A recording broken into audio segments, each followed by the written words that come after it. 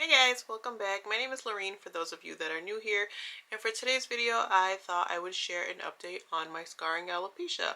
I recently went back to my dermatologist and she basically switched up everything. So we have a new treatment plan in place and I figured it would be great to share because I know I've had some people reach out to me and say that they're either going through the same thing or they think they are, or they've recently been diagnosed and they're just confused, which I am still confused myself. So I figured this would be great to share. So we are just going to jump right into it. No wasting time today. It's the end of the day. We had a long day. My face is a little greasy. My makeup is a little greasy. So bear with me here.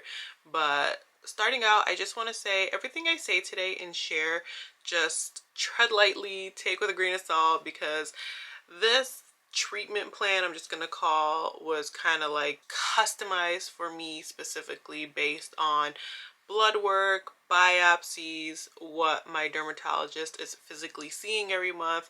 So if something looks a little weird or questionable, you could either, I would say, ask your doctor or just remember that this is just catered to me personally. But I know some people are going through the same thing, so I just wanted to share. I know sometimes, like when I see other videos, I like to just take that and like ask my doctor, like, hey, I saw this, what do you think? And then she kind of clarifies, and it's just great. So I had to run and go get my list, which is kind of like the big part of today's video. So this last time when I saw my dermatologist, which was, I want to say, beginning of April, right before I went to California, she said that she had recently gone to a dermatologist conference and met with like some other doctors who had more experience than her and kind of a different opinion than her, which, by the way, I love that she took the opinion of other doctors and shared it with me, because a lot of times doctors are like, no, this is what I want to do, how I do things, and that's that. Like, there's no changing things. So I love that she took their expertise, their experience, and opinions into consideration and passed it along to me.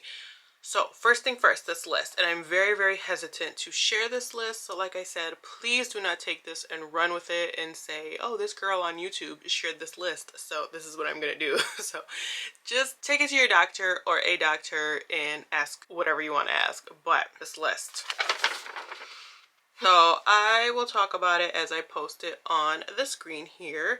But main thing, because I have frontal fibrosing alopecia, which is basically scarring alopecia, I am losing my hair, like my hairline, and it's slowly going back, versus like alopecia areata, where you get like the missing patches, which is mostly what, you know, it's more common what you kind of see. So because mine is like, as you can see, I'm losing my hairline. Like my widow's peak is actually trying to make a comeback here.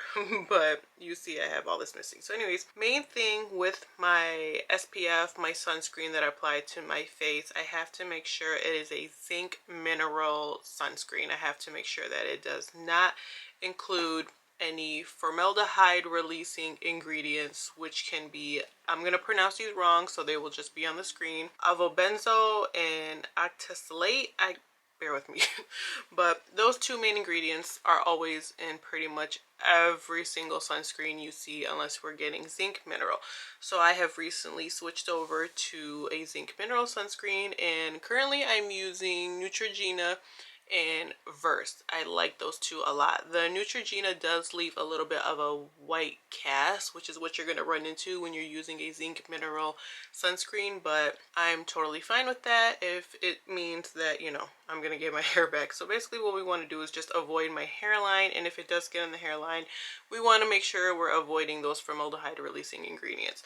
So there is a bunch more ingredients on that list. Like I said, you guys can just pause it and look over that list. By the way, it's so hard to find things that don't have like fragrance and those two ingredients that I mentioned, and just pretty much everything on this list. It's hard. So that was a big adjustment, because I have a lot of my products that I absolutely love, but I had to switch up and discontinue using because of the ingredients that were in them. Next, now this is a big one, because this we went back and forth on, and other doctors, you know, my steroid injections that she was injecting into my scalp. So we are not doing that anymore. The last appointment, she did a steroid injection, but she basically said this is going to be the last one for now. We're just going to test things out and see if maybe too much steroid can have a counter effect. So no more steroid shots, which is funny because a couple doctors ago before I met this one, that doctor was against steroid shots. She was like, it makes your hair fall out more. Now, I haven't had that experience. I'm not going to say that because I have noticed some growth, but I don't know if it's because of the steroid shots or everything else I've been doing, but I'll just say I haven't noticed a difference. So for now, no more steroid shots included in this new treatment plan. Next, my shampoo. So I was using ketoconazole 2% shampoo, so we're stopping that. No more that. And then instead, she prescribed me Cisloprox. Again, it'll all be on the screen.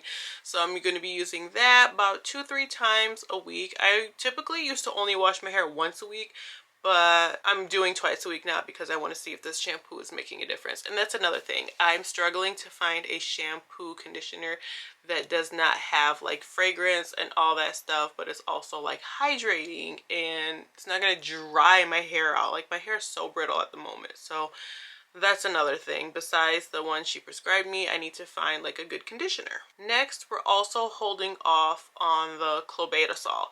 So I should have mentioned this in the beginning of the video, but if you have not watched my other video where I mentioned that I was diagnosed with scarring alopecia, it's probably best you do, only because this video will make more sense if you've seen that one. Because this video, we're switching everything from that one. So if you're like, what is all this stuff she's mentioning? It'll make more sense if you've watched that one. It'll be linked above, and I'll try to link it down in the description box. You guys can take a look at that one if you like. But clobetasol, so we're holding off on that. But because I had just filled a script like a couple days before I went in, she just said, okay, you know, finish that up so you don't waste your money. But after you finish that up, we're going to hold off on it. Again, because it is a steroid topical. Next, the doxycycline, which is doxycycline? It's late in the day. I can't pronounce any of this stuff. Doxycycline was the antibiotic I was taking. I'm taking one pill every single day. And she basically wanted me to be on this antibiotic for like 6 to 8 months because of the inflammation on my scalp that's occurring that's stopping the hair from like growing through. So she did want to hold off, but because again I had just filled an entire script, she was like, okay, let's finish it up, and then after that we're gonna hold off and see. Then I have another topical, which is the tacrolimus. That's another topical that I was applying every day, twice a day. So we're pushing back on that, and we're just gonna do that 3 times a week and once a day. So basically Monday, Wednesday, Friday instead of every single day, twice a day. Then I have my hair stem, which I've mentioned is like a customized hair topical. Basically they, I don't know, put in a bunch of ingredients that's catered towards me and what's going on with me and why I need it. So that I love. I think that's what's making the biggest difference, is that hair stem. Next, this is the biggest change. Finasteride. It's, I guess, typically prescribed to men. Like it's, I don't know, catered towards the male baldness pattern. I don't know. Basically like how there's Rogaine men and Rogaine women, but they tell women to use Rogaine men because it's stronger. It's like 5% versus, I guess, 2%. So finasteride, that's what that basically is. It's an oral medication to help with the hair growth. So I am taking that as well now. I don't know if it was that, but I don't know if it was a combination of all the new medication and all the changes, but it made me get my period twice this month. Like, it was insane.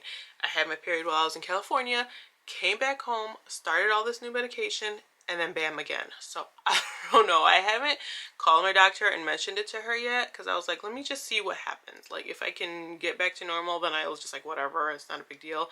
But I'm still going to mention it to her in our next appointment. But that was like, I was like, what's going on? I was just on my period. Why am I on it again? So it was scary. I've never had that happen before where I had it twice in a month. So I don't know if it was due to the finasteride or a combination of everything, but I am also taking an over-the-counter hair growth supplement.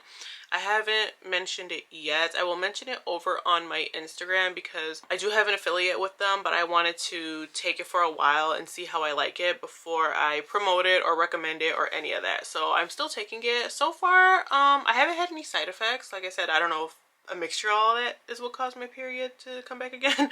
But so far on its own, it's fine. I haven't had any reaction to it. So I am going to take it for about a month, and then I will share it over on my Instagram what it is. So as far as dermatology, I think that's pretty much it. I do go back in 2 months this time versus every month like I was doing. So I will go back in June and see her, and then see how things are going, if I've progressed or what. And then we're probably going to up the dosage on the finasteride. So she started me on a low dose to see how I do, and then when I go back in June, if I'm doing fine, she's gonna up the dosage, and I'm hoping that's gonna like help my hair grow back. Now, one thing I do want to ask her about, and I keep forgetting, but is oral minoxidil. So I am going to ask her about oral minoxidil next time I go back, and maybe using a derma roller. I've just been hesitant to use a derma roller. Like, my husband bought me one, but I was nervous because I was like, what if I damage any new hair that's coming in, like just rolling over my scalp? So I'll be asking her about that next time I go in. And then, not related to my dermatologist, but also related to my health and my hair, I was on thyroid medication. So I have hypothyroidism, which is basically an underactive thyroid. I wanted to make sure I got that right before I just spill that out there. So I was on levothyroxine for my thyroid beginning of the year. My doctor had me on it for 2 months. She just wanted to see if, like, what would happen if I was on medication, basically. So I went back for blood work, and I was more elevated. So even the nurse at my doctor's office was like, that is not the direction we were hoping you went in. So my doctor put me back on levothyroxine, and she said after a month, go back and have more blood work done, see where you're at while you're on the medication. That way we can determine if I need a higher dosage of the medication or not. But I do think maybe my thyroid is playing a part in my hair loss, which the nurse was mentioning. Yeah, like if you're losing hair, if you're gaining weight, which I am, I'm like, what? I mean, yeah, I eat bad like once in a while as a treat, but typically day to day I try to eat pretty healthy. So the fact that I'm just like steady gaining weight and losing hair. So we're gonna see. In a month I'll go back, see what, you know, blood work says, and then we'll go from there. But I am back on levothyroxine, and I noticed earlier in the year when I was on it, a combination of that and everything my dermatologist was doing was helping my hair grow back. Like this that came in, I feel like has something to do with me being on the thyroid medication. So yeah, we're gonna give it a couple months and we'll go from there and see what happens. But I wanted to give you guys an update because I know a few people were wondering what's going on with everything that I'm doing. That's pretty much where we're at. I have noticed some growth. Like I said, this here is a back, which I'm really excited about, but now we're just to get this. My dermatologist said that it's possible this may not come back, but I'm remaining hopeful. So yeah, I don't want to make this video too long, but I have a feeling it's already gotten long.